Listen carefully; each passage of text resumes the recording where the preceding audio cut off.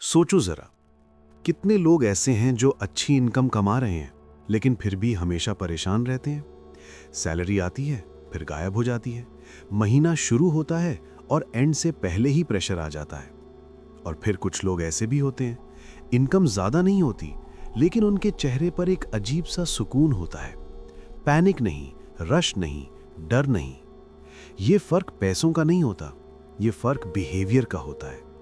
हम अक्सर सोचते हैं कि मनी प्रॉब्लम्स का सल्यूशन सिर्फ एक चीज है, ज्यादा कमाना, better job, better business, better opportunity. और हां, अर्निंग जरूरी है, लेकिन ये पूरी कहानी नहीं है। असल बात यह है कि पैसा एक सिस्टम फॉलो करता है, एक कानून, और ये कानून विशेष को नहीं मानता, ये सिर्फ बिहेवियर को रिवॉर्ड करता है। अगर इनकम ही सब कुछ होती तो सेलिब्रिटीज बैंकरप्ट ना होते, हाई पेइंग एग्जीक्यूटिव्स स्ट्रेस में ना होते, और लॉटरी जीतने वाले लोग कुछ सालों में वापस जीरो पे ना आते। लेकिन रियलिटी ये है कि पैसा उन लोगों के पास ज्यादा देर टिकता है जो बोरिंग डिसीजंस लेते हैं, जो एक्साइटमेंट के पीछे नहीं भागते, जो हर चीज अफोर्ड करते हुए भी हर चीज नहीं लेते।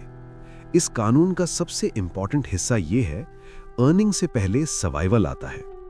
ज्यादा पैसा बनाना इंपॉर्टेंट है, लेकिन पैसा खोना अवॉइड करना उससे भी ज्यादा इंपॉर्टेंट है, क्योंकि जो गेम से बाहर हो जाता है उसके लिए कमबैक मुश्किल होता है।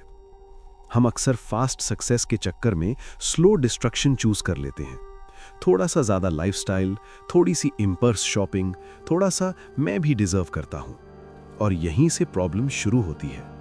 इनकम बढ़ती है तो लाइफस्टाइल भी बढ़ जाता है, नया phone, better car, expensive habits, और फिर जब इनकम थोड़ी सी भी हिलती है तो पूरी लाइफ हिल जाती है। ये पैसे का कानून कहता है, तुम्हारी स्पेंडिंग तुम्हारी इनकम से ज्यादा फास्ट ग्रो नहीं करनी चाहिए, वरना तुम हमेशा रनिंग मोड में रहोगे। पैसा स्पीड का गेम नहीं है, ये बैलेंस का गेम है। शॉर्ट टर्म सोच हमेशा लाउड होती है, अभी ले लो, अभी एंजॉय करो, कल का क्या पता।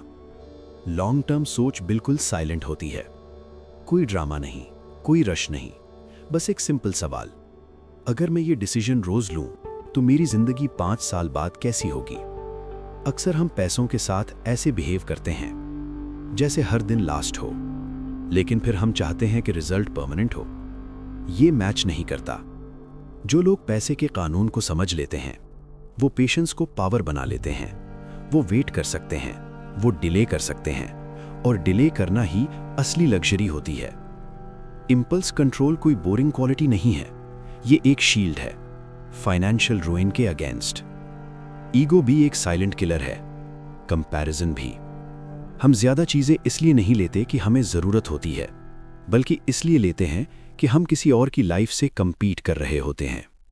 सोशल मीडिया पर लोग सिर्फ हाइलाइट्स दिखाते हैं, लेकिन बिल्स, लोन्स, टेंशन कोई पोस्ट नहीं करता। तुम किसी की कार देखते हो, लेकिन उसके मंथली स्ट्रेस का आइडिया नहीं होता। तुम किसी की लाइफस्टाइल देखते हो, लेकिन उसके स्लीप लॉस का अंदाजा नहीं होता। पैसा सिर्फ नंबर्स का मसला नहीं है, ये इमोशनल डिसिप्लिन का मसला है। जो शख्स काम रहता है वो बेहतर फाइनेंशियल डिसीजंस लेता है, जो पैनिक करता है वो महंगा नुकसान उठाता है। इस कानून में कोई मैजिक नहीं, कोई शॉर्टकट नहीं, कोई ओवरनाइट ट्रांसफॉर्मेशन नहीं। ये सिर्फ इतना कहता है, पहले सर्वाइव करो, फिर ग्रो करो। टाइम तुम्हारा सबसे बड़ा एलाय है अगर तुम उसे वेस्ट ना करो, और तुम्हारा सबसे बड़ा दुश्मन भी अगर तुम इम्पेशेंट हो। कंपाउंडिंग कोई कॉम्प्लिकेटेड कॉन्सेप्ट नहीं, ये बस कंसिस्टेंसी का नाम है। रोज थोड़ा सा सही डिसीजन, रोज थोड़ा सा कंट्रोल, रोज थोड़ा सा सब्र, और सालों बाद ये छोटी छोटी चीजें एक बहुत स्ट्रॉन्ग फाउंडेशन बना देती हैं।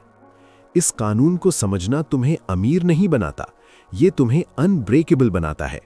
तुम हर अपॉर्चुनिटी के पीछे नहीं भागते, तुम हर लॉस से टूट नहीं जाते। तुम पैसे के लिए अपनी नींद, अपना सुकून, अपनी इज्जत दांव पर नहीं लगाते। तुम पैसे को टूल समझते हो, आइडेंटिटी नहीं।